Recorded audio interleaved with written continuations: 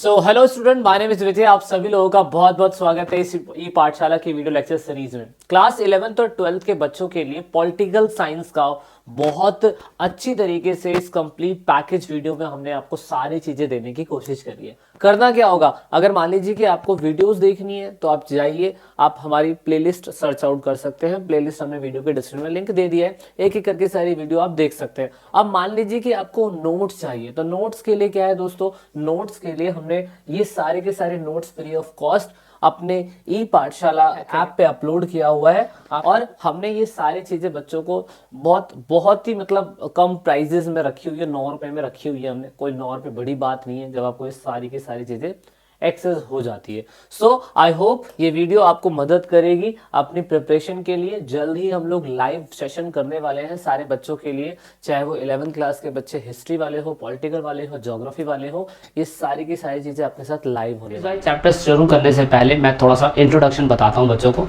कि पूरे चैप्टर का टॉपिक क्या रहेगा। तो पूरे चैप्टर का टॉपिक रहेगा कि हम समझेंगे we discuss the role of international organisation. हम इंटरनेशनल ऑर्गेनाइजेशन के रोल के बारे में डिस्कस करेंगे। हम जानेंगे कि इंटरनेशनल ऑर्गेनाइजेशन चाहे यूएनओ हो, चाहे वर्ल्ड बैंक हो, चाहे आईएमएफ हो, चाहे डब्ल्यूटीओ हो, कोई सी भी हो, चाहे ह्यूमन राइट्स से रिलेटेड कोई ऑर्गेनाइजेशन हो, उनका रोल क्या होता है इंटरनेशनल लेवल पे, हम वो जानेंगे। दूसरा हम ये जानेंगे कि इंडिया जो है ना, इंडिया मेरा भारत महान फिर भी दिल है हिंदुस्तानी, वो किस तरीके से सिक्योरिटी काउंसिल के रिफॉर्म के बारे में सोचता है। अब व्हाट इज सिक्योरिटी काउंसिल, ये सिक्योरिटी काउंसिल क्या है, जैसे जैसे हम चैप्टर आगे पढ़ते चले जाएंगे तो हमें सिक्योरिटी काउंसिल भी समझ में आएगा। But this is the introduction part, तो मैं थोड़ा सा आपको बेस बताऊंगा ताकि फिर हम आगे और क्लियर करते चले। इंडिया का व्यू क्या है हम वो भी जानेंगे, और उसके अलावा यूएनओ जो है, यूएनओ उसके अलावा कुछ ऐसी क्या कहते हैं आपकी ट्रांसनेशनल ऑर्गेनाइजेशन है, जैसे आप अंतरराज्यीय संगठन भी बोलते हैं। ऐसी कुछ ऑर्गेनाइजेशन है जो कहीं ना कहीं बहुत इंपॉर्टेंट रोल प्ले कर रही हैं। हमें उनके बारे में भी जानना होगा कि यूएनओ के अलावा ऐसी कौन सी ऑर्गेनाइजेशन है जो इंटरनेशनल लेवल पे काम करती हैं और वो दूसरे देशों के लिए बहुत फायदेमंद होती है, इवन हमारे लिए भी बहुत फायदेमंद है। एग्जाम्पल के लिए एक एग्जाम्पल ले लेते हैं हम लोग डब्ल्यूटीओ का या वर्ल्ड बैंक का। वो भी एक इंटरनेशनल ऑर्गेनाइजेशन है जो यूएनओ के पार्ट से अलग है। तो वो हम सब जानेंगे, सबका सब जानेंगे। इंडिया का व्यू क्या है, इंडिया को बेनिफिट क्या है, इंडिया को लॉस क्या है, इंडिया इसके बारे में क्या सोचता है, क्या बदलाव चाहता है, क्या इंडिया उसका कभी पार्ट बन पाएगा या नहीं, ये सारी चीजें क्वेश्चन जो है इनके अंदर आएंगे। सो वीडियो को एंड तक देखिएगा, बहुत यूजफुल आपके लिए होने वाली है। सो सबसे पहले बात करते हैं यूएन के बारे में। सो यूएन है क्या असल में, सो यूएन एक अंतरराष्ट्रीय संगठन है। मतलब इंटरनेशनल लेवल पे आज की दुनिया में देखा जाए तो ये यूएन जो है, यूएनओ शॉर्ट फॉर्म में बोलते हैं, जैसे यूनाइटेड नेशन ऑर्गेनाइजेशन। तो यूएन बोलूं या यूएनओ बोलूं, आप याद रखिएगा, संयुक्त राष्ट्रीय संगठन इसको बोलते हैं। और इंटरनेशनल ऑर्गेनाइजेशन में आज इंटरनेशनल लेवल पे ये ऐसी ऑर्गेनाइजेशन है जो पूरी दुनिया के लिए एक मिसाल है, पूरी दुनिया के लिए एक ऐसा इंपॉर्टेंट रोल प्ले कर रही है जो कहीं ना कहीं बहुत ज्यादा इंपॉर्टेंट हो सकता है। So that is why at present time without this organisation we can not accept the world as a peace. क्योंकि ये हमें क्या सिखाता है, ये हमें मानवता सिखाता है, ये हमें पीस सिखाता है, ये हमें प्रोग्रेस देता है। So that is why humanities peace and progress के लिए ये बहुत इंपॉर्टेंट हो सकता है। दैट इज वाई हमें इसे बहुत अच्छी तरीके से पढ़ना होगा। हमें जानना होगा कि यूएन है क्या, यूएन के पुराने टाइम पे इसका रूप क्या था,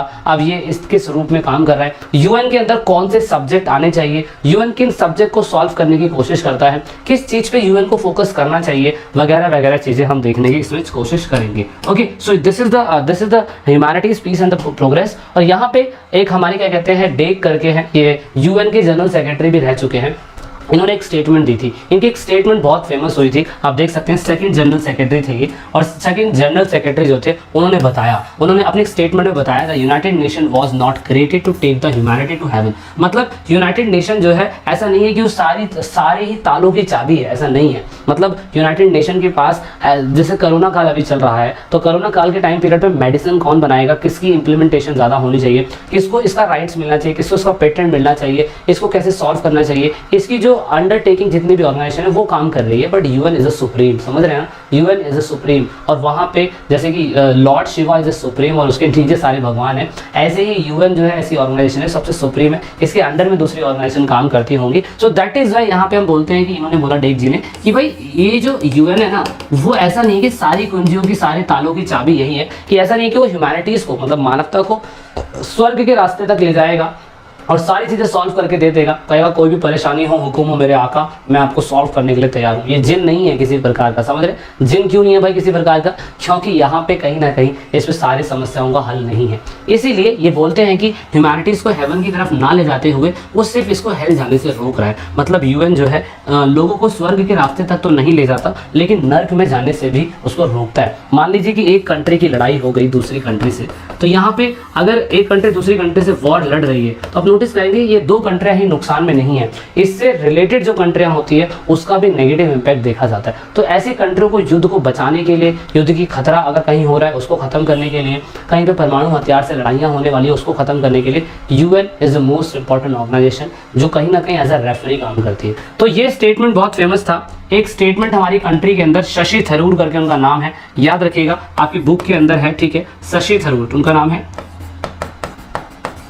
शशि थरूर, ठीक है? शशि थरूर है उनका नाम, आप जरूर देखिएगा। उनकी भी एक स्टेटमेंट है आपकी बुक के अंदर। तो शशि थरूर की क्या स्टेटमेंट है मुझे कमेंट करिएगा, स्टेटमेंट उनकी क्या है शशि थरूर जी की बुक में। जहाँ पे स्टेटमेंट आपको देखने को मिलेगी वहीं पे आपको शशि थरूर की भी स्टेटमेंट देखने को मिलेगी। वो इंडियन है तो आप उनकी स्टेटमेंट जरूर पढ़िएगा, देखिएगा कि वो क्या कहना चाहते हैं। अब यहाँ पे बताया मैंने कि यूनाइटेड नेशन ऑर्गेनाइजेशन यानी कि यूनाइटेड नेशन एक ऐसी इंटरनेशनल ऑर्गेनाइजेशन है जिसके पास सभी क्वेश्चंस का आंसर तो नहीं है, बट वो ऐसी हेल्पफुल है जो इंश्योर करती है वर्ल्ड पीस को और सभी समस्याओं को बहुत ही क्या कहते हैं पीसफुली सॉल्व करने की कोशिश करती है। आई होप आपने एक डिनो जेम्स का गाना सुना होगा। डिनो जेम्स अपने गाने में एक लिरिक्स में लिखते हैं कि मैं ही अब सारी समस्याओं का हल हूँ, है ना? तो अब मैं अनस्टॉपेबल हूँ। कहने का मतलब यहाँ पे कि यूनाइटेड नेशन ऑर्गेनाइजेशन भी सेम ऐसा ही है कि सारी समस्याओं का हल करने के लिए वो तत्पर तैयार रहता है। अगर कहीं पे भी वर्ल्ड पीस को लेके कोई खतरा होता है ना, तो यूनाइटेड नेशन ऑर्गेनाइजेशन जो है वहाँ पे सामने खड़ी होती है। जैसे कोरोना काल के अंदर पूरा का पूरा दुनिया वर्ल्ड पीस की प्रॉब्लम से जूझ रहा था, तो उस टाइम पीरियड के अंदर यहाँ पे क्या करा, यहाँ पे यूनाइटेड नेशन ने पार्टिसिपेट करा और उसने बताया कि कोरोना काल की महामारी को कैसे खत्म किया जा सकता है। So that is why this is the most important. अब यहाँ पे वो क्या बताता है, ऐसा नहीं है कि वर्ल्ड पीस के अलावा वैश्विक मुद्दों पे भी ध्यान देता है, ग्लोबल इश्यूज पे भी ध्यान देता है। अब ग्लोबल इश्यूज क्या हो गया? टेररिज्म हो गया, महामारी हो गई, गरीबी हो गई, अकाल, भूकंप, सुनामी, प्राकृतिक आपदाएं, कितने नेशनल इश्यूज है, climatic change, political inequality, democracy को बढ़ाना किसी कंट्री के अंदर, ये सारे ऐसे ग्लोबल इश्यूज हैं जिसके ऊपर यूएन काम करता है और वो काम करता रहता है। So an international organisation is help to cooperate help and the cooperate to effort the nation state, even किसी स्टेट की मदद करता है, किसी कंट्री की मदद करता है ताकि उस कंट्री के अंदर सही तरीके से डेमोक्रेसी को चलाया जा सके। अब ये ग्लोबल इश्यूज आप समझ सकते हैं, ग्लोबल इश्यूज क्या होते हैं। ग्लोबल इश्यूज आपको बताने की जरूरत नहीं है क्योंकि ग्लोबल इश्यूज कहीं ना कहीं पे बच्चों को समझ में नहीं आते। तो ग्लोबल इश्यूज यही होते हैं जो मैंने अभी आपको बताया, ये सारे काम। अब इन सारे काम में महामारी की बात आई तो कोरोना ऑफकोर्स आएगा, तो of course he can be the participate. So you can see this UN is like a referee. मुझे कोई इमेज मिली नहीं तो मैंने यही इमेज का इस्तेमाल करा। So you can see this is UNO, ठीक है? यूएनओ है और यहाँ पे ये इंडिया और पाकिस्तान जो है वो लड़ रहा है, ठीक है? और सॉरी आई थिंक मुझे इसे पाकिस्तान होना चाहिए क्योंकि ये हार रहा है, ठीक है? और ये इंडिया है, ठीक है? सो आप देख सकते हैं कि ये रेफरी का काम कर रहा है। लगता है कि इंटरनेशनल लेवल पे अगर कोई भी इंडिया और पाक की लड़ाई होती है तो यहाँ पे यूएन जो है एक मीडिएटर बनता है और यहाँ पे लड़ाई छुड़वाता है। सो दैट इज है, ये बहुत इंपॉर्टेंट है। देखो वही वाली बात कि ये लोगों को हेवन तक तो नहीं पहुंचाएगा बट लोगों को नर्क तक भी ले जाने नहीं देगा। सो दैट इज वाई यहाँ पे कहीं ना कहीं ये लड़ाई को रोकता है पीसफुली। और यहाँ पे इसका शुरुआती समय पे नाम जो था वो शुरुआती समय पे नाम यूएन नहीं था, पहले इसका नाम लीग ऑफ नेशन था, ठीक है?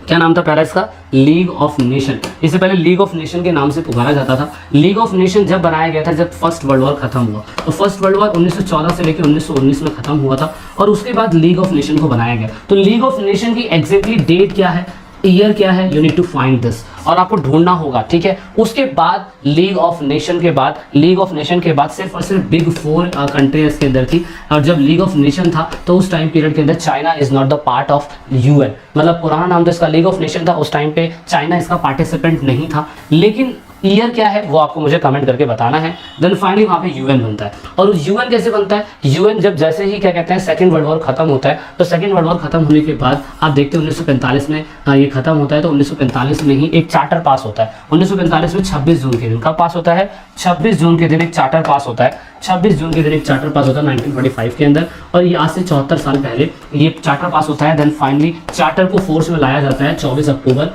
1945 के अंदर। 24 अक्टूबर 1945 के अंदर 51 देशों ने इस पर साइन करे होते हैं एंड इंडिया ने अक्टूबर 30 के अंदर, अक्टूबर 30 1945 के अंदर साइन कर दिया। इस पर क्यों?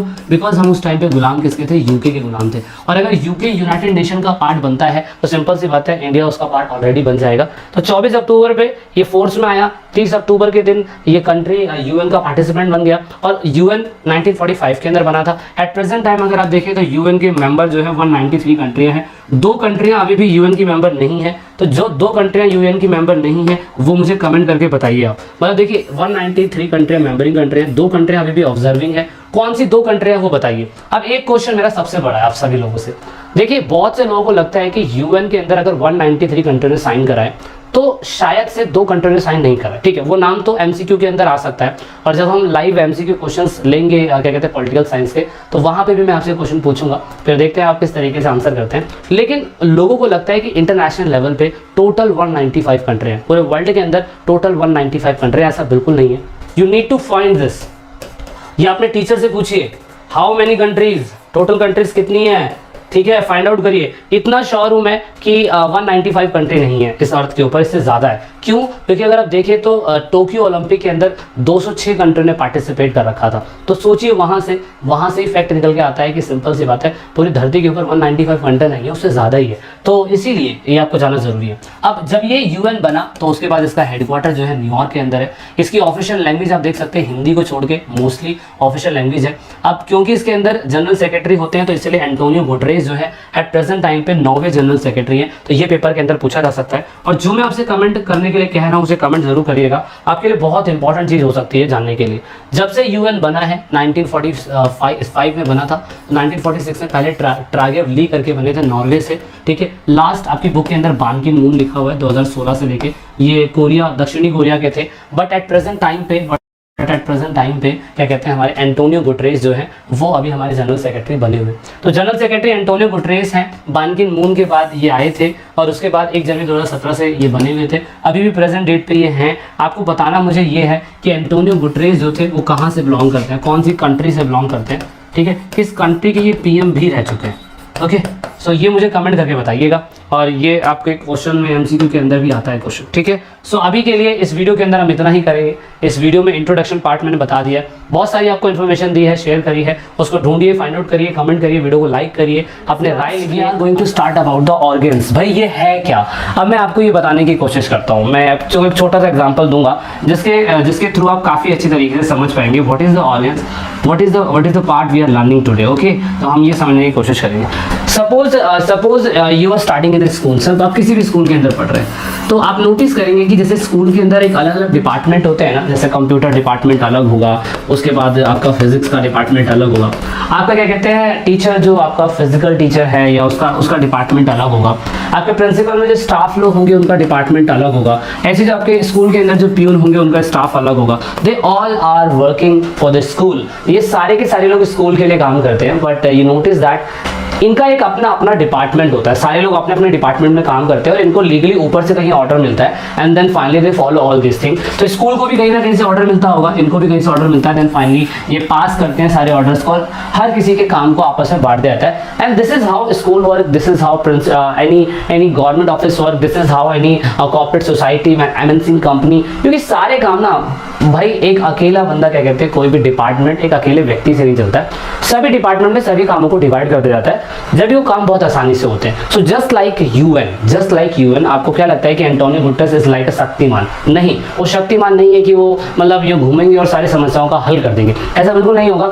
यूएन के भी अपने खुद के क्या कहते हैं डिपार्टमेंट होते हैं। उस डिपार्टमेंट के अंदर हर किसी का अपना अपना अलग अलग काम होता है और वहाँ डिपार्टमेंट के अंदर अब हम पढ़ने की कोशिश करेंगे and this is the part of the UN. So हमने क्या बोल रहे हैं, हमने ऑर्गन्स बोल रहे हैं, दैट मीन्स हमने संगठन के पार्ट बोल रहे हैं। जैसे स्कूल के पार्ट होते हैं वैसे इनकी भी ऑर्गन्स हैं, बट आपकी बुक के अंदर दिस इज नॉट मेंशन। आप कोई रेफरेंस बुक उठाएंगे या कोई स्टडी मटेरियल उठाएंगे या हमारे टेलीग्राम चैनल पे जब इस चैप्टर से रिलेटेड नोट्स देखेंगे तो आपको वहाँ जरूर मिलेगा ये। सो सबसे पहला पार्ट होता है general assembly. As you know that जैसे इंडिया है ना, इंडिया के अंदर अगर आप देखें तो इंडिया के अंदर एक पार्लियामेंट होता है जहाँ पर सारी की सारी चीज़ें जो होती है वहाँ पे स्टडी होती है, और कोई भी लॉ बनना होता है, पास होना होता है, सब कुछ पार्लियामेंट में होता है। ऐसा तो नहीं ना मोदी जी अपने बंदों को फोन करके कहेगा भाई आ जाओ कोठी पे हवेली में वहीं पार्टी कर रहे हैं और वहीं पे बैठ के जो है बिल पास कर देंगे। This is not possible and this is not the way. अगर कुछ भी होना है तो सब कुछ पार्लियामेंट के अंदर होगा। लोकसभा राज्यसभा के जितने भी सेशन होंगे एवरीथिंग डन इन पार्लियामेंट। तो आप नोटिस करिए अगर सारी चीज़ें पार्लियामेंट के अंदर होनी है तो कहीं ना कहीं आपको ये भी समझना होगा कि ऐसे ही इंटरनेशनल लेवल पे यूएन एक ऐसी असेंबली है जहाँ पे सारे नेशन आके इकट्ठा होते हैं, सारे नेशन आके इकट्ठा होते हैं, then finally this is called the general assembly. आप इसे वर्ल्ड की पार्लियामेंट के नाम से भी जान सकते हैं, वर्ल्ड की पार्लियामेंट के नाम से जान सकते हैं। जैसे हम जनरल असेंबली बोलते हैं, इसका हेडक्वार्टर आप देख सकते हैं न्यूयॉर्क के अंदर है और इसको शॉर्ट फॉर्म में UNGA बोलते हैं, यूनाइटेड नेशन जनरल असेंबली। आज से 75 साल पहले 1945 में से बनाया गया था। ये एक्टिव है अभी भी। इनके हेड थोड़ा सा बड़ा नेम है इनका, आप देख सकते हैं। ये पेरेंट ऑर्गेनाइजेशन है यूएन के। पेरेंट मतलब जो उनके अंडर में काम करती है। अब देखिए ये सबसे इंपॉर्टेंट इसलिए हो सकती है क्योंकि यहाँ पे सारे के सारे जितने भी क्या कहते हैं कंट्री रिप्रेजेंटेटिव है। बहुत से बच्चों ने कमेंट करके बताया था, तो थैंक यू उन सभी बच्चों को जिन्होंने कमेंट करा था कि 193 कंट्रियां मेंबर है, 2 कंट्रियां अभी मिली नहीं है, इनके साथ ज्वाइंट नहीं हुए हैं, उनके नाम भी बताए थे कमेंट करके, तो सभी का शुक्रिया। और यहाँ पे फिर यूएन जनरल असेंबली जो है ये वर्ल्ड की पार्लियामेंट है। कहा कि वर्ल्ड की पार्लियामेंट है और यहाँ पे सारी कंट्रियों के रिप्रेजेंटेटिव यहाँ पे आके बैठते हैं। और यहाँ पे फिर आप देखेंगे all 193 members states are represent in the general assemblies. जितने भी स्टेट के रिप्रेजेंट होते, चाहे मोदी जी चले जाए, चाहे कोई विदेश मंत्री चला जाए, चाहे कोई भी चला जाए, स्टेट का रिप्रेजेंटेटिव यहीं पे आता है। एक्चुअली में जनरल असेंबली में पता है क्या होता है, जनरल असेंबली के अंदर बेसिकली बात ये होती है, मान लीजिए कि 193 कंट्रियां, उन 193 कंट्री के अंदर किसी कंट्री को बाहर निकालना है तो उस टाइम पे जनरल असेंबली के अंदर डिस्कशन होता है, बातचीत होती है।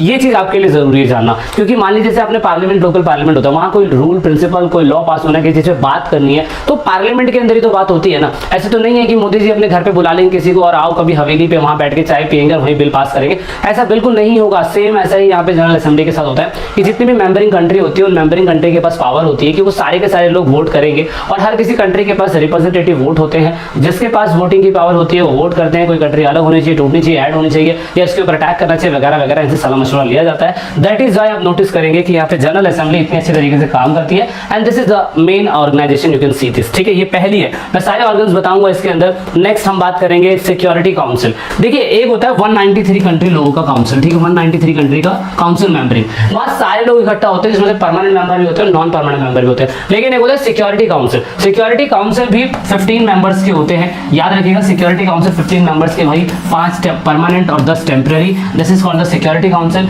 इसके अंदर 15 लोगों की मेन मीटिंग्स होती हैं। इसमें 193 कंट्री पार्टिसिपेट नहीं करते हैं, जिसमें से मैंने आपको पहले ही बताया होगा जो 5 परमानेंट मेंबर है वो फिक्स है, 10 परमानेंट टेम्पररी मेंबर हर 2 साल के अंदर बदलते रहते हैं। तो India got the chance for many years ago, India को एक बार मौका मिला था टेम्पररी मेंबर बनने का। वो कौन से ईयर में मिला था मुझे कमेंट करके बताइएगा कि कौन से ईयर में इंडिया जो है टेम्पररी मेंबर यानी कि नॉन परमानेंट मेंबर का हिस्सा बना था। Eight this time India not the neither permanent member not the temporary member, अभी नहीं है। 2021 के हिसाब से अगर बताऊं तो मैं उसमें नहीं है, लेकिन यूनाइटेड नेशन जनरल सिक्योरिटी जो है, specially general security United Nation organisation का एक पार्ट है और यहाँ पे स्पेशली 15 लोग ही बैठते हैं। Has a primary responsibility for the maintenance of international peace and security. इन लोगों का मेन काम होता है।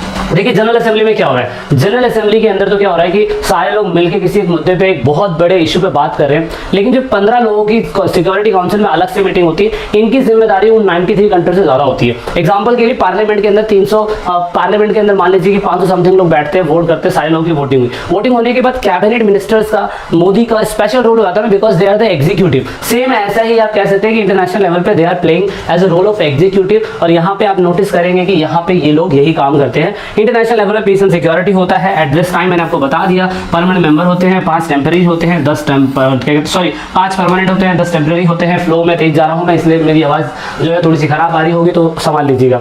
Okay, so in this part security council में हमने समझ लिया कि ये कहीं ना कहीं जनरल असेंबली से थोड़े से जनरल असेंबली से बड़े हो सकते हैं और यहाँ पे इनका मेन काम होता है इंटरनेशनल लेवल पे काम करना। सो बहुत से बच्चे बता रहे थे कि स्क्रीनशॉट नहीं ले पाते हैं, तो स्क्रीनशॉट भी ले लीजिएगा, ठीक है। नोट्स आपको मिलते रहेंगे, पर आप स्क्रीनशॉट भी ले लीजिएगा। नेक्स्ट आता है economic and security social council. इसे हम देख सकते हो, ये बहुत बार पेपर के अंदर आया, इसकी फुल फॉर्म पूछी जाती है ECOSOC। इसको क्या बोलते हैं? तो United nation economic and social council, इसको ऐसे बोला जाता है। तो अभी भी आप देख सकते हैं इसका हेडक्वार्टर, ज्यादातर चीजों का हेडक्वार्टर जो है न्यूयॉर्क के अंदर ही आपको देखने को मिलेगा, क्योंकि यूएन जो है उसके सारे हेडक्वार्टर मोस्टली न्यूयॉर्क के अंदर ही देखने को मिलते हैं। अब यहाँ पे इनका मेन काम क्या होता है? Principal body of coordination, policy review, policy dialogues, recommendation, economic social environment issues. मतलब यहाँ पे इकोनॉमिक और सोशल बेस पे जो भी इंटरनेशनल लेवल पे जितने भी लोग होते हैं उनका मेन काम होता है। इसकी मेंबरिंग कंट्रियां भी होती है, याद रखना। एट दिस टाइम हमारे पास 54 मेंबरिंग कंट्रियां हैं and even India not the part of this also, ठीक है। 54 मेंबर कंट्रियां हैं, 5 परमानेंट तो हमेशा रहेंगी, हर जगह रहेंगी 5 परमानेंट। और यहाँ पे इनका मेन काम होता है किसी कंट्री के अंदर कोई इन्वायरमेंटल इशू हो रहा है, मतलब कहीं पे बहुत ज़्यादा इन्वायरमेंट खराब हो गया है, मैं कह सकता हूँ कि ग्लोबल वार्मिंग हो रही है, पोल्यूशन जो है बहुत ज़्यादा हो चुका है, उसके बाद क्या कहते हैं बॉडी मास इंडेक्स लोगों का बहुत कम हो चुका है। ऐसे जो इश्यूज होते हैं ना सोशल और इकोनॉमिक बिहाफ पे, वो इनका स्पेशल काम होता है। जैसे स्कूल के अंदर होता है ना कि कंप्यूटर का खराब हुआ तो इस वाले मैम के पास जाइए, उसके बाद अच्छा आपका मैथ्स का काम है तो इस वाले सर के पास जाइए, अच्छा आपके दिमाग में क्या कहते हैं प्रॉब्लम हो रही है तो आप ऐसे टीचर के पास कंसल्ट करने के लिए चले जाइए। ऐसा होता है ना, तो सेम ऐसा ही यहाँ पे भी हो रहा है कि यूएन इज अ मेन क्या कहते हैं ब्रांच, और उसके सारे सब ब्रांच है, जिसमें से एक ब्रांच हमारा आता है आपका ये वाला, ठीक है। अच्छा, अब ये वाला ब्रांच है, ये ब्रांच है। अब ये ब्रांच जो है सिक्योरिटी काउंसिल नहीं है, याद रखिएगा। एंड पहले इसको बोलते थे ट्रस्टीशिप काउंसिल, ठीक है। At this time trusteeship council is not there. 1 November 1994 तक ये था, लेकिन इसका नाम अब क्या कहते हैं नहीं है। तो याद रखिएगा सिक्योरिटी काउंसिल 2 बार आ गए हैं, लेकिन पहले इसको ट्रस्टीशिप काउंसिल बोला जाता था। अभी ट्रस्टीशिप काउंसिल होता क्या है? This is also the part of United Nation organisation. But अगर आपको याद हो, यूनाइटेड नेशन ऑर्गेनाइजेशन बना तब था 1945 के अंदर। उस टाइम पीरियड पे दुनिया के अंदर 2 महान शक्तियां यूएसए यूएसएसआर आपस में लड़ रहे थे। रशिया खत्म और यूएसएसआर खत्म हुआ, और रशिया 1991 के अंदर एक नई कंट्री बनी। तो आप नोटिस करेंगे कि 1945 से ये बना हुआ था, और 1945 से भी कहीं ना कहीं फ्रांस, जर्मनी, जापान, और उसके बाद क्या कहते हैं ब्रिटेन और अमेरिका, हाँ, उनकी कोई ना कोई कॉलोनी कंट्री थी जहाँ पे वो लोग राज किया करते थे। एग्जाम्पल के लिए ब्रिटिश लोग कहाँ पे राज करते थे? हमारे इंडिया के ऊपर राज करते थे। तो यूएन ने एक ट्रस्टीशिप काउंसिल बनाया था, जिसका मेन काम होता है कि फ्रांस के द्वारा, अमेरिका के द्वारा या यूएन के द्वारा जो भी टेरिटरी कैप्चर करी गई है ना, उस टेरिटरी के अंदर लोग कैसे रह रहे हैं, देखभाल हो रही है कि नहीं हो रही है, एनवायरमेंटल इशू है कि नहीं, राइट्स के बारे में सोचा जा रहा है कि नहीं, गलत बिहेवियर तो नहीं हो रहा है। तो ऐसे चीजों को ट्रस्ट करने के लिए एक ट्रस्टीशिप काउंसिल यूएन के द्वारा बनाया गया था। लेकिन फिर आपको पता है कि 1991 के अंदर रशिया की बहुत सारी कंट्री आजाद हो गई।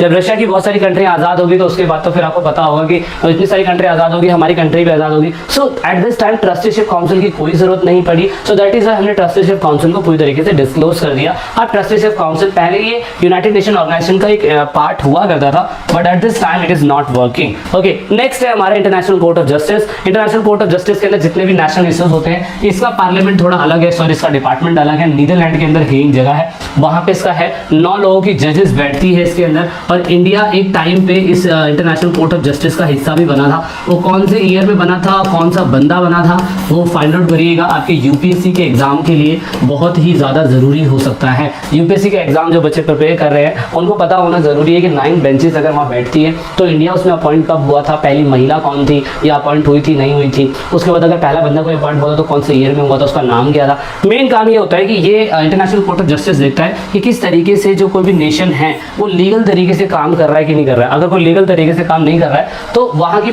जैसे मान लीजिए कि भारत और पाकिस्तान का कोई इशू चल रहा है, and Bharat and Pakistan is also the part of United Nation organisation. अब हमारे जो मुद्दे हैं वो जाते हैं यूएन के अंदर। जब हमारे मुद्दे को यूएन के अंदर जाते हैं तो उस टाइम पीरियड के अंदर क्या होता है, अब यहाँ पे अब ये मुद्दे को सॉर्ट आउट करने के लिए कौन गिल्टी है कौन गिल्टी नहीं है, वो सारे फैसले सुनाने के लिए इंटरनेशनल कोर्ट ऑफ जस्टिस के अंदर लोग जाते हैं। उसमें 9 जजेस होते हैं, अलग अलग कंट्री के होते हैं। आप डिपार्टमेंट देख सकते हैं कहाँ पे, ठीक है। So these all are the organ parts. अब यहाँ पे ये एक और है सेक्रेटेरियल, ये वो जगह है जहाँ पे हमारे जनरल मैनेजर साहब यानी कि जनरल सिक्योरिटी जिसे आप बोलते हैं वो बंदा जनरल सेक्रेटरी सॉरी वो बैठता है। एंटोनियो गुटरेस, देखिए सारी कागजी कार्रवाई तो कहीं होगी ना किसी डिपार्टमेंट के अंदर। सो दिस इज द कागजी कार्रवाई डिपार्टमेंट, यानी कि जो भी कुछ काम हो रहा है, डिसीजन हो रहा है, डे टू डे लाइफ के काम हो रहे हैं, वो सब कुछ यहाँ पे सेक्रेटरिएट के अंदर होता है। और इसका डिपार्टमेंट भी क्या है, यूनाइटेड नेशन ऑर्गेनाइजेशन के अंदर है। स्टाफ सारा यहीं पे काम करता है। मतलब पार्लियामेंट के अंदर, जनरल असेंबली के अंदर कोई मीटिंग हुई, कोई भी सिक्योरिटी काउंसिल की मीटिंग हुई, कोई भी क्या कहते हैं दूसरे इकोनॉमिक एंड सोशल बैकग्राउंड की कोई मीटिंग हुई, तो वो सारा कामकाज यहाँ पे उठ के आता है और कागजी कार्रवाई के हिसाब से सारी चीजें होती है।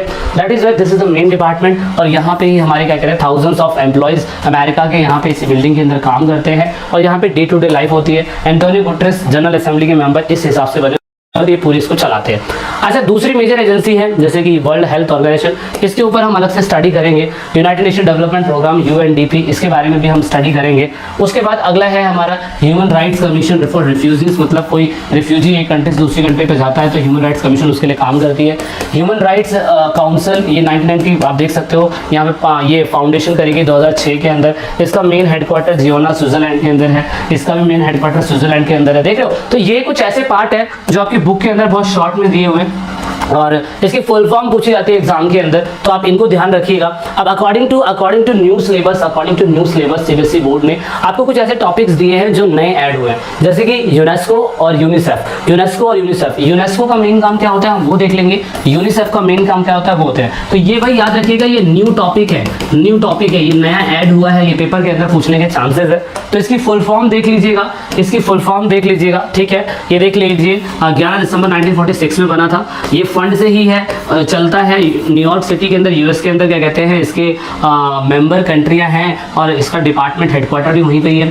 ये 4 नवंबर 1946 में यूनेस्को में बना था। यूनेस्को का मेन फुल फॉर्म देख सकते हैं, यूनाइटेड नेशन एजुकेशन, है ना, scientific and culture organisation. UNICEF का भी फुल फॉर्म अगर आप देख सकते हैं तो यूनिसेफ का फुल फॉर्म है United Nation international children's emergency fund. तो ये भी क्या कहते हैं बच्चों के लिए काम करता है। ये जितनी भी वर्ल्ड की हेरिटेज साइट्स होती हैं जैसे कि ताजमहल है आपका, उसको संरक्षण करने का काम हमारा यूनेस्को ही करता है। ओके, तो ये मेन 2 डिपार्टमेंट है जो according to new syllabus add हुए हैं। थोड़ा सा इनके बारे में जान लेते हैं। यूनेस्को का मेन काम होता है कि इंटरनेशनल लेवल पे एक ऐसे स्पेशल बॉडी है यूनाइटेड नेशन की जो प्रमोट करती है एजुकेशन को, नेचर साइंस को, कल्चर को, कम्युनिकेशन को, इन सबको प्रमोट करती है और कोशिश ये करती है कि हर कंट्री के अंदर जो भी पूरे जितने भी यूएन के मेंबर है वो पूरी तरीके से उनकी जो संस्कृति धरोहर है उनको बनाए रखे, उनके कल्चर की प्रोटेक्शन करे। इसी वजह से आप देखते हैं कि हर साल हमारे 7 वंडर ऑफ द वर्ल्ड हर जगह से अलग अलग जगहों से चुने जाते हैं। ये आप देख सकते हैं चाइना से, जॉर्डन से, ब्राजील से, पेरू से, मैक्सिको, इटली, हमारा इंडिया, इजिप्ट, हर जगह से अलग अलग चीजों को चुना गया है यूएन के द्वारा, उनकी देखरेख होती है।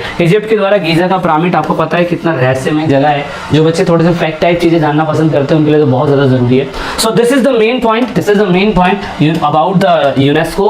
उसके बाद यूनिसेफ है। यूनिसेफ का मेन काम होता है कि ऐसा फंड इकट्ठा करना बच्चों की एजुकेशन के लिए पूरे वर्ल्ड के अंदर, जो बच्चे अपनी एजुकेशन पे ध्यान दे सके, हेल्थ पे ध्यान दे सके, बेटर लाइफ हो सके बच्चों की हेल्थ के ऊपर, ठीक है। और ये वाला ILO, ये भी एक न्यू टॉपिक जुड़ा है, ठीक है। तो इसमें भी देखिए इंटरनेशनल लेबर ऑर्गेनाइजेशन, इसका मेन काम 1919 के अंदर ये बनाया इसलिए गया था क्योंकि रशिया के अंदर, आपको पता होगा रशिया के अंदर, इंग्लैंड के अंदर जो बेचारे वर्कर थे ना उनकी लिविंग स्टाइल बहुत खराब थी। सो दैट इज वाई कोशिश ये करा गया कि जो वर्कर्स का लिविंग स्टैंडर्ड है ग्लोबली लेवल पे वो ठीक किया जा सके। मतलब काम करने के वेजेस को, उनके घंटे को, उनके जहाँ पे वो काम कर रहे हैं साफ सफाई है कि नहीं, इन सबको देखने के लिए सेफ्टी है कि नहीं, कोई लेबर के साथ पार्शियलिटी तो नहीं हो रही है ना, तो लेबर की सेल्फ रिस्पेक्ट कंडीशन सही है कि नहीं, कहीं से कुत्ते की तरह काम करवाया जा रहा है और सैलरी भी छीन ली जा रही है। सो दिस इज द वे कि यूएन इस चीज़ों पे काम करता है। ये अलग डिपार्टमेंट बने हैं, ये बुक के अंदर नहीं है, मैंने आपको मोटा मोटा बता दिया है ताकि आप थोड़ा सा अपने बेस पे रिसर्च कर सके। और यहाँ पे आप हिसाब से देख सकते हैं ऑब्जेक्टिव ऑफ, लास्ट पार्ट बताऊंगा बस।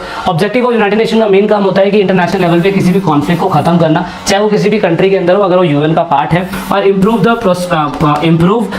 The prospective of social and economic development all over the world. और इसका मेन काम है कि पूरे ऑल ओवर द वर्ल्ड के अंदर सोशल इकोनॉमिक फैक्टर्स को बढ़ाना, ठीक है। तो ये अगली क्लास में हम देखेंगे कि इतने लंबे समय से यूएन बना हुआ है 1945 से, लेकिन फिर भी उसमें रिफॉर्म्स की जरूरत है। रिफॉर्म्स की जरूरत ये है कि उसके जो भी ऑर्गेनाइजेशन बने हुए हैं उनका जो प्रोसेस काम करने का वो गलत है। और दूसरा हमें ये भी जानना होगा कि यूएन शक्तिमान नहीं है कि उड़ के सारी समस्याओं को हल कर सकता है, तो हमें उसकी जुडिडिक्शन को भी समझना होगा। ये हम अगली क्लास के अंदर पढ़ेंगे, देखेंगे कि क्या है, क्योंकि यूएन इतने लंबे समय से काम कर रहा है, आज भी काम कर रहा है, लेकिन उसमें फिर भी कोई ना कोई कमी है। दैट इज उसमें रिफॉर्म कितने लंबे समय से चल रहा है। UN, we all know that UN इतने लंबे समय से काम कर रहा था और यूएन बन भी गया था 1945 के अंदर। बट बहुत से लोग ऐसा मानते हैं कि यूएन के अंदर कहीं ना कहीं कुछ बदलाव की जरूरत है। सो इन दिस क्लास हम देखेंगे कि जो रिफॉर्म की जरूरत है वो क्या है।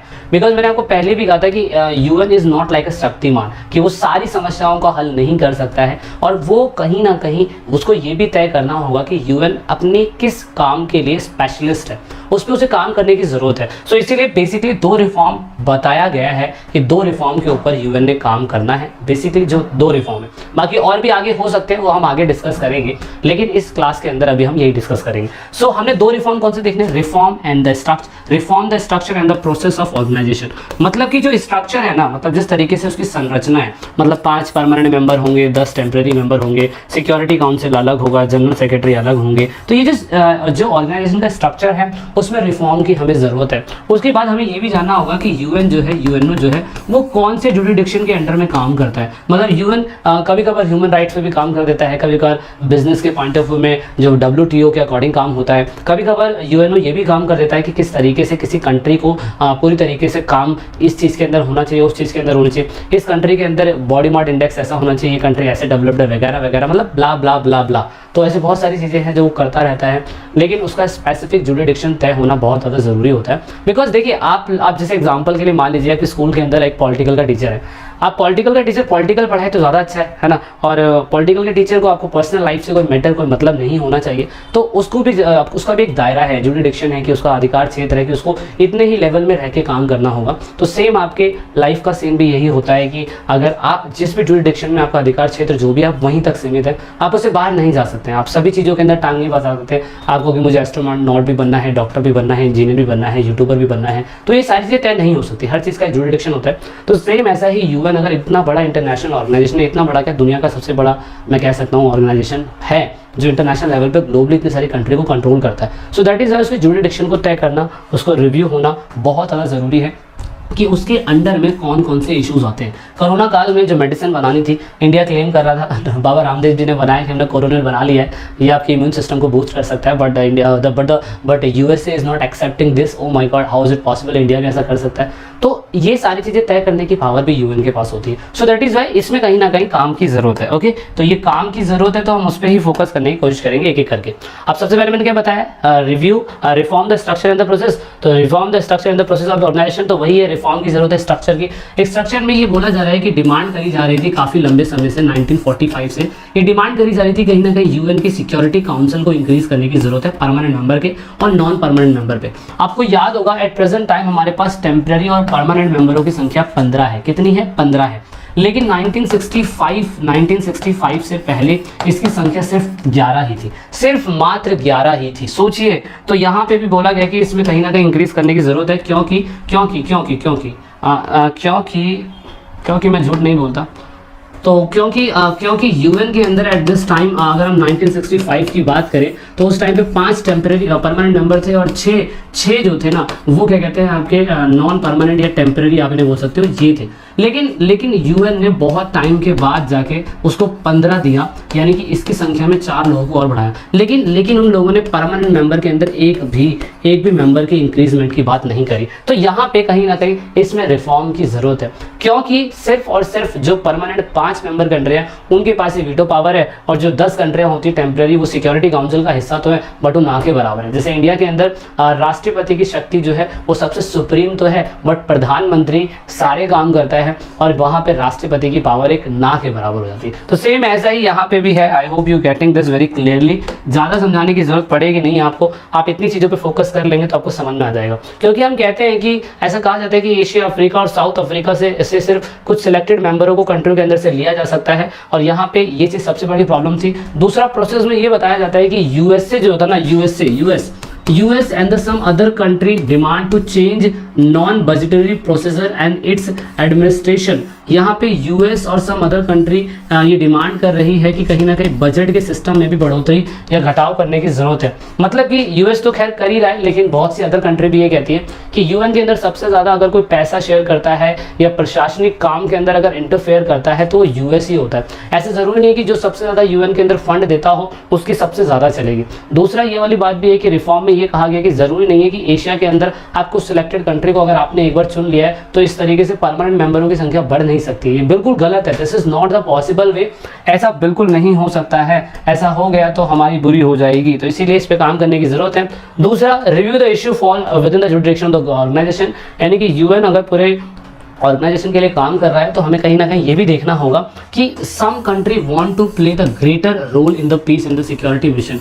ऐसा कहा जाता है कि कुछ ही कंट्रीज़ हैं जो यूएन के अंदर है और वही पूरी चीज़ों को कंट्रोल करती हैं। अगर आप देखिए तो यहाँ पे मेन काम क्या कहते हैं उनका, अगर जुरिडिक्शन की बात करें तो शुरुआती समय में उन्होंने ह्यूमनिज्म की तरफ और साथ में डेवलपमेंट के ऊपर फोकस करा था। उन्होंने कहा था कि जो भी नेशन 193 कंट्री अगर नेशंस हैं तो वहाँ पर हम मानवता के बारे में और वहाँ पर उसके विकास के बारे में बात करेंगे। लेकिन अब धीरे धीरे करके कहीं ना कहीं जो यूएन का ऑर्गेनाइजेशन है वो धीरे धीरे करके दूसरी और चीज़ों के अंदर भी घुसता चला जा रहा है, जो इस वजह से इनका जुरिडिक्शन तय नहीं हो पा रहा है। क्योंकि आपको पता है कि 1991 के बाद जब रशिया टूटा तो नए देशों का उदय हुआ, सॉरी यूएसएसआर टूटा, नए देशों का उदय हुआ, दुनिया के सामने नई प्रॉब्लम्स आई। पहले तो सिर्फ मानवता की और डेवलपमेंट की बात चल रही थी, लेकिन बाद में किसी को पता था कि महामारी जैसी प्रॉब्लम भी इन फ्यूचर में आने वाली है। किसी को नहीं पता था कि बायोलॉजिकल वेपन भी बहुत बड़ी मात्रा के अंदर बढ़ने वाले हैं। तो ये सारी जुरिडिक्शन को तय करना जरूरी है, एक लिस्ट बनानी जरूरी है कि कहाँ पे किसको काम करना होगा। क्या इसका काम युद्ध से रिलेटेड है या इसका काम लोगों की हेल्थ से रिलेटेड है या कुछ भी, मतलब anything else. I just want to know, क्योंकि आपको पता है कि 1945 के बाद अगर ये बना था तो उस समय तो पूरी दुनिया के अंदर कोल्ड वॉर छा चुका था और रियलिटी यही है कि उस टाइम पीरियड के अंदर यूएन पूरी तरीके से असमर्थ था, क्योंकि कुछ नहीं कर सकता था। आपको पता होगा कि अगस्त के अंदर ही तो हमने देखा था कि 1990 के अंदर जब कुवैत के ऊपर क्या कहते हैं इराक ने अटैक कर दिया था, तो उस टाइम पीरियड के अंदर यहाँ पे यूएन ने सबसे ज़्यादा अपनी पावर को दिखाने की कोशिश करी थी और उसमें भी अमेरिका ने ही सबसे ज़्यादा अपनी पावर को दिखाया था। तो क्योंकि हमें पता है कि चेंजेस बहुत आए हैं, नए जब यूएसएसआर खत्म हुआ तो नए देश बने, बहुत स्ट्रॉन्ग नेशंस बने। इवन यूएसएसआर के खत्म होने के बाद यूएस एक top most branding and powerful country बनी और यहाँ पे इंडिया और क्या कहते हैं इंडिया और चाइना के रिलेशन भी ठीक ठाक हुए थे। इंडिया भी एक डेवलपिंग कंट्री बन रहा था, यूएस का और रशिया का रिलेशन बनता चला जा रहा था। तो ये चीज़ देख रहे थे हम लोग कि इनमें बदलाव आए हैं, बहुत चेंजेस आए हैं, तो क्यों उसमें रिफॉर्म क्यों नहीं किया जा सकता। ऑफकोर्स रिफॉर्म करने की जरूरत है। एशिया के अंदर बहुत से इकोनॉमिक ग्रोथ हुए, यूएन के अंदर नई मेंबर कंट्रीज बनी बहुत सारी, क्योंकि रशिया से बहुत सारी कंट्रियां टूट गई थी। तो इसी वजह से इंटरनेशनल लेवल पे न्यू चैलेंजेस आए, जैसे कि जिनोसाइड हो गया, सिविल वॉर हो गया, एथनिक कॉन्फ्लिक्ट हो गया, टेररिज्म हो गया, क्लाइमेट चेंज, एपिडेमिक, पैंडेमिक, ये सारी चीज़ें जो थी वो सारी चीज़ें आनी चालू हो गई और इन सभी चीज़ों के ऊपर अब कहीं ना कहीं यूएन को अपने जुरिडिक्शन के अंदर इन चीज़ों को लाना होगा। सो दैट इज़ वाई आप कह सकते हैं this is the situation in 1989 as a cold war ending the question was facing the world wars. मतलब यही क्वेश्चन आ गया हम लोगों के सामने कि अब अगर यूएसए जो है यूएस एकमात्र पावरफुल कंट्री बन चुका है तो अब यूएन का क्या रोल रहना चाहिए इसके अंदर, है ना। तो इसीलिए ये कहा गया कि 1992 के अंदर जो जनरल असेंबली थी, जो आपको पता है कि यूएन का ही एक पार्ट है, उसने कहा ठीक है अब हमें एक रिफॉर्म करने की ज़रूरत होगी।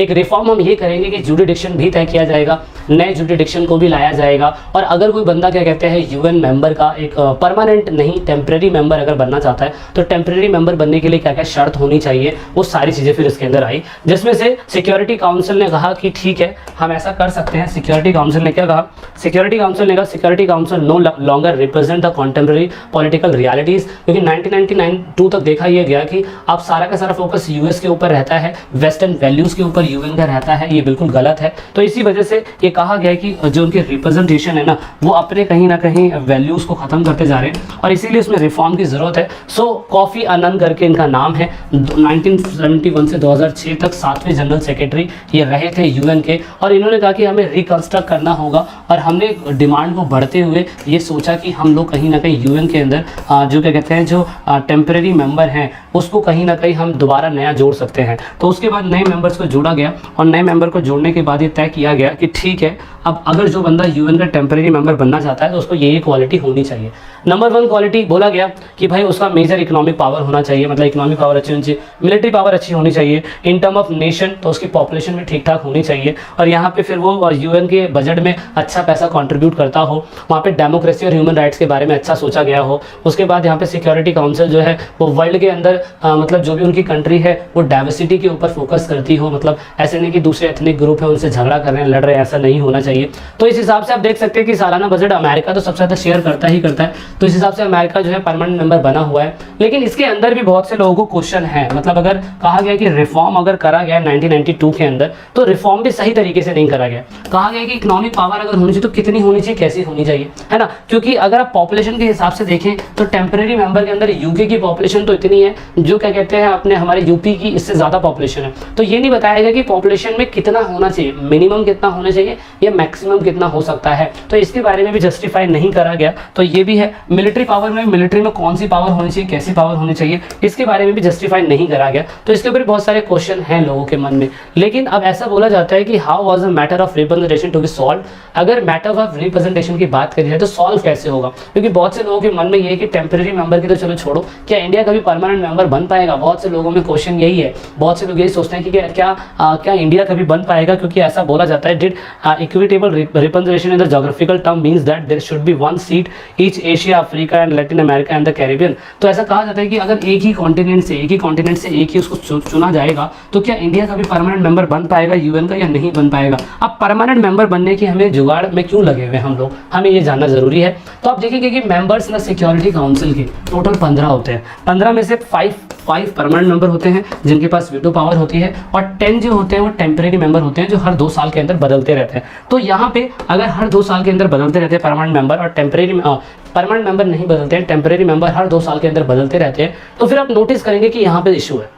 क्योंकि अगर हर क्या कहते हैं हर 2 साल के अंदर एवरी 2 ईयर अगर जो टेम्परेरी मेंबर हैं वो री इलेक्ट होते रहेंगे तो दूसरी और कंट्री को मौका तो मिलेगा, 193 कंट्री को मौका तो मिलेगा, सिर्फ वो 2 साल के लिए। 2 साल का फायदा ही क्या है। तो जो नॉन परमानेंट मेंबर है वो इलेक्टेड मैनर से हर बार अलग अलग कॉन्टिनेंट के वर्ल्ड से जुड़ते रहते हैं, लेकिन जो बेचारे परमानेंट मेंबर है उनके पास वीटो पावर तो है, और जो टेम्परेरी मेंबर है उनके पास वीटो पावर तो होती है पर वो ना के बराबर होती है। अब वीटो पावर क्या होती है, वीटो पावर एक तरीके की ऐसी पावर होती है जिसमें किसी भी काम को आपने वोट देके क्या कहते हैं इफेक्ट कर सकते हैं। एग्जांपल के लिए मान लीजिए, मैं छोटा सा एग्जांपल दे रहा हूँ, जैसे पाकिस्तान है, पाकिस्तान अगर अटैक करना चाहता है किसी भी कंट्री के ऊपर, मान लीजिए इंडिया के ऊपर अटैक करना चाहता है, और 5 कंट्रियाँ हैं यहाँ पे, 5 कंट्रियाँ, ठीक है, चाइना है, फ्रांस है, यूके है, यूएसए है, और यहाँ पे अभी रशिया है, ठीक है। अब यहाँ पे आप नोटिस करेंगे कि अगर पाकिस्तान इंडिया के ऊपर अटैक करना चाहता है तो 15 कंट्रियों में से 10 कंट्रियाँ तैयार है कि हाँ इंडिया के ऊपर अटैक कर दे पाकिस्तान, कोई दिक्कत नहीं है। अब यहाँ पे क्या कहते हैं चाइना है, ये 5 परमानेंट मेंबर है जिनके पास वीटो पावर है। इनमें से 5 कंट्रियों में से अगर एक भी कंट्री ने मना कर दिया कि नहीं इंडिया के ऊपर अटैक नहीं होना चाहिए तो पाकिस्तान उस पर अटैक नहीं करेगा। मतलब 4 कंट्री अगर पाकिस्तान के साथ है और एक कंट्री में मना कर देती है तो फिर आप नोटिस करेंगे कि यहाँ पे अटैक नहीं हो सकता। तो इस तरीके से this is called the veto power, और ये सिर्फ और सिर्फ दुनिया के अंदर 5 ही मेंबर कंट्रियों के पास है। 10 मेंबर कंट्रियाँ कुछ भी बोलती रहें, लेकिन 5 मेंबर कंट्री में से किसी एक मेंबर कंट्री ने बोल दिया कि नहीं ये काम नहीं होना है तो यूएन उस काम को नहीं कर सकता है। तो ये एक सबसे बड़ा एक नेगेटिव इम्पैक्ट है जो क्या कहते हैं इंटरनेशनल लेवल पे इन 5 कंट्रियों की हुकूमत चलती है। दैट इज वाई 5 कंट्रियों में से एक छठा कंट्री इंडिया भी आना चाहता है, तो इसीलिए हम इसका मेंबर बनना चाहते हैं। Okay, so this is all about. और अब यहाँ पे उसको 60 ईयर्स हो चुके थे 2005 के अंदर, तो 60 ईयर 2005 के अंदर होने के बाद दे सेलिब्रेटेड दिस ईयर, और 60 ईयर सेलिब्रेट करने के बाद यूएन के अंदर नए डिपार्टमेंट लाए गए। जैसे कि नए डिपार्टमेंट में बोला गया 2005 के अंदर नंबर 1 हमें एक पीस बिल्डिंग कमीशन बनानी पड़ेगी, तो पीस बिल्डिंग कमीशन 2005 के अंदर बनाया गया। यूनाइटेड नेशन हेडक्वार्टर इसका आप देख सकते हैं, हेडक्वार्टर भी इसका आई थिंक यूके के अंदर अमेरिका के अंदर न्यूयॉर्क में ही होगा इसका हेडक्वार्टर भी। और उसके बाद क्या कहते हैं यहाँ पे फिर ह्यूमन राइट्स कमीशन भी बनाया गया। अब ये ह्यूमन राइट्स कमीशन कब बनाया गया, कौन से ईयर में बनाया गया, वो कमेंट करके मुझे ज़रूर बताइएगा, ठीक है। और ये इसलिए आप ज़रूरी है कि 60 साल होने के बाद उन्होंने क्या क्या चीज़ें करी। और people the citizen from the aristocratic nation government fail to do this, establish the human rights commission, ये इन्होंने करा। इन्होंने मिलेनियम गोल बनाए, मतलब इन्होंने बताया कि किस तरीके से हमने सस्टेनेबल डेवलपमेंट के ऊपर फोकस करना है। इन्होंने कहा कि जिन कंट्री के अंदर डेमोक्रेसी नहीं है उन कंट्री के अंदर डेमोक्रेसी लाने के लिए यूएन की सारी कंट्रियाँ, पार्टिसिपेटिंग कंट्रियाँ जो होंगी वो पैसा डोनेट करेंगी, फंड डोनेट करेंगी और उन कंट्री के अंदर भी हम डेमोक्रेसी लेके आएंगे। तो ये सारी चीज़ें एडिट करी गई, ये सारी चीज़ें 2005 के अंदर लाई गई। अब यूएन मेंबर का इंडिया एक परमानेंट मेंबर बन सकता है या नहीं, इसके ठोस रीजन आपको देने हैं, कमेंट करके बताना है। हालांकि इस वीडियो के अंदर हम all we know that UN is working as a referee between two countries, two rivalries countries. और हमने ये भी देखने की कोशिश करी थी कि वो सिर्फ और सिर्फ युद्ध जैसी चीजों को रोकने की कोशिश नहीं करता है, मतलब कि उसका सीन ऐसा नहीं है कि सिर्फ और सिर्फ वॉर से रिलेटेड ही काम करेगा, मतलब वो इंटरनेशनल लेवल पे बहुत सारी चीज़ों पे काम कर रहा है, टेररिज्म पे, ग्लोबल इश्यूज पे। टेररिज्म तो था ही, पेंडेमिक था, एपिडेमिक था, और उसके साथ साथ ऐसे कुछ एनवायरमेंटल इश्यूज भी जिसपे वो काम कर रहा है, डेमोक्रेसी को प्रमोट करने के लिए काम कर रहा है, पीस को फैलाने का काम कर रहा है। तो उसके बहुत सारे अधिकार क्षेत्र थे। और जैसे जैसे हम लोग धीरे धीरे समझ में आता रहा हमें ये गेम कि 1945 के अंदर जो ये यूएन बनाया गया था, ये यूएनओ बनाया गया था, बेसिकली ये उन कंट्री के द्वारा बनाया जा रहा है जो पूरे इंटरनेशनल लेवल पे राज करना चाहते हैं, पूरे इंटरनेशनल लेवल पे राज कर रहे हैं। उन लोगों ने इस तरीके से इसको मैनिपुलेशन करने की कोशिश की कि बड़ी बड़ी कंट्रियां इनको स्पॉन्सर करेंगी, पैसा देंगी और ये छोटी कंट्री के ऊपर राज करेंगी। So India is not like a small potato, you know, India सब समझता है, सब समझता है और वो चाहता है, वो they are fighting for their rights also.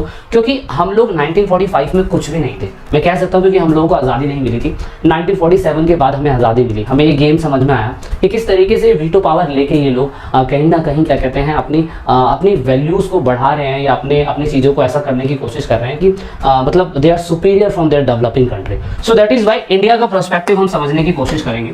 हम देखेंगे कि इंडिया क्या सोचता है 1947 की आज़ादी के बाद। India in the United nation, देखिए इंडिया बिलीव क्या करता है, what is India believe, India क्या बिलीव करता है वो मैं आपको दिखाता हूँ। इंडिया क्या बिलीव करता है, इंडिया कहता है कि UN is relevant in the present world. We are not denying that, हम मना नहीं कर रहे हैं कि अगर यूएन नहीं होगा तो पूरा विश्व चल सकता है। देखो घर के अंदर ना जब बच्चे बड़े हो जाते हैं ना, दो बच्चे बड़े होते हैं और आपस में जब लड़ाइयाँ हो रही होती है ना, तो दोनों बच्चों को छुड़ाने के लिए घर का एक मुखिया ज़रूरी होता है, और वो मुखिया अगर चला जाए ना तो वो कलेश बहुत ज़्यादा बढ़ता चला जाता है। सेम ऐसा ही घर के अंदर कोई मुखिया होना जरूरी है जो कितनी भी बड़ी प्रॉब्लम हो उसको शॉर्ट आउट करने की हिम्मत रखता हो और दोनों पक्ष उसकी बातों को मानते हो। So that is why UN is like also our grandfather. और यहाँ पे यूएन कहता है कि बच्चों शांत हो जाओ, मैं अभी हम जिंदा हैं और हम इस समस्या का समाधान करेंगे, और जो समाधान निकाला जाएगा उन सभी चीज़ों को आपको मानना पड़ेगा। So that is why India is not denying कि UN is not relevant, UN is relevant at the present world.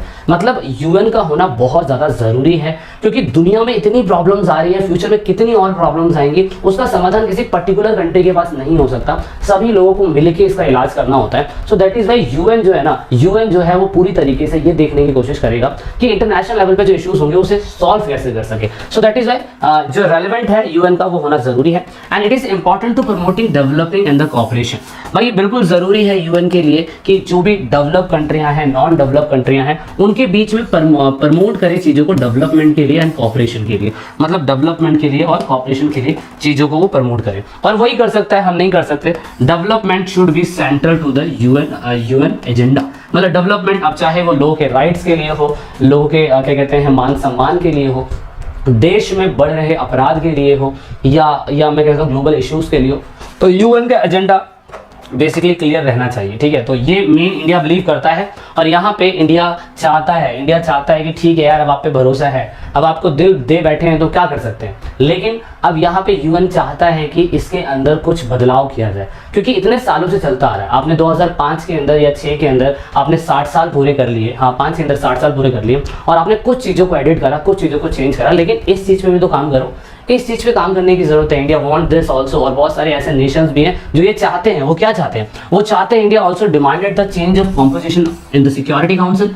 Security council के अंदर जो कॉम्पोजिशन है, मतलब स्वरूप है सिक्योरिटी काउंसिल का, उसमें वो बदलाव चाहता है। Security council membership remain statics while UN general assembly member expanded considerably. कहने का मतलब ये है कि जनरल असेंबली के अंदर तो आप परिवार बढ़ाए जा रहे हैं, और 93 कंट्री इसमें आ चुकी है, 2 कंट्रियां और जुड़नी बाकी है, और जनरल असेंबली में तो बढ़े जा रहे हैं, मतलब उसमें भी शायद से और भी बढ़ेंगे। बच्चे ने किसी ने कमेंट करा कि समथिंग स्टैंडर्ड मेरिडियन के हिसाब से कुछ हमारे विश्व के अंदर जनसंख्या कुछ 249 समथिंग, मेरे को एग्जैक्टली याद नहीं आ पा रहा, लेकिन इतनी है। लेकिन यूएन मेंबर कंट्री 193 हो चुकी है, तो उस हिसाब से वो कह रहे हैं कि ठीक है, अब जनरल असेंबली के अंदर तो संख्या बढ़ाए जा रहे हैं, लेकिन सिक्योरिटी काउंसिल का क्या, सिक्योरिटी काउंसिल के अंदर भी तो कुछ करिए, है ना। तो सिक्योरिटी काउंसिल में मोदी जी कह रहे हैं भाई मैं तो ये चाहता हूँ कि सिक्योरिटी काउंसिल के अंदर भी नंबरों को बढ़ाया जाए। अब सिक्योरिटी काउंसिल क्या है, जिन बच्चों को नहीं पता है सिक्योरिटी काउंसिल क्या है, तो वो ऐसा करें कि चुल्लू भर पानी होगा आपके घर में, तो उसमें डूबे, ठीक है। क्योंकि अगर आपने चुल्लू भर पानी में डूबना है तो because I am saying like this,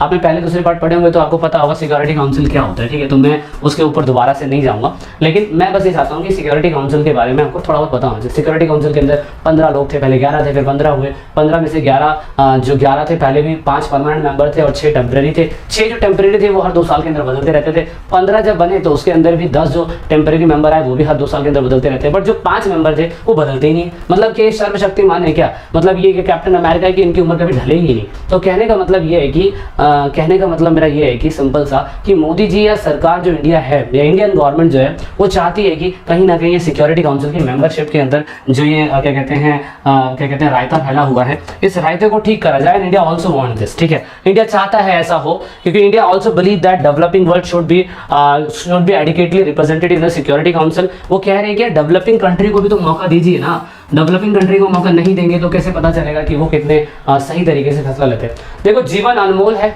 सभी को पता है कि विश्व में इंडिया अब इतना पावरफुल कंट्री होता जा रहा है तो उसको नज़रअंदाज नहीं किया जा सकता। और इंडिया के अलावा भी और कंट्रियां हैं जो इस पे काम कर रही हैं, तो उनको भी तो सिक्योरिटी काउंसिल बनने का मौका मिलना चाहिए, वो एक परमानेंट वाला, समझ रहे हैं। तो यहाँ पे हमारी कंट्री के साथ साथ बहुत सी कंट्री है जो चाहती है ऐसा हो। सो यहाँ पे इंडिया ने बताया कि हमारे फेवर में इतने सारे फैक्टर है। नंबर 1, जैसे कि वो कहता है हमारी लार्जेस्ट डेमोक्रेसी है, ऑल वी नो दैट हमारा कॉन्स्टिट्यूशन सबसे लार्जेस्ट है।